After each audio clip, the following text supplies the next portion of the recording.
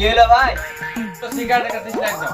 ভাই তোমার আগেকার মেলা ধার বাকি পড়ে গেছে ভাই, তুমি ওই ধারটা শোধ করো, যে কই তুমি আবার পরে ধার লিও ভাই। দাও, তারপর শোধ করে দেবো সব। আজকের মতন দিছি, আর কোনোদিন দিব না।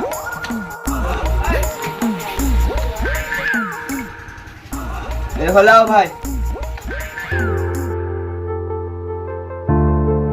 দুঃখের সংবাদ দেলোয়ার আমার দোকান থেকে পান বিড়ি সিগারেটের 945 টাকা ধার করেছে, শীঘ্রই ধারটা পরিশোধ করা।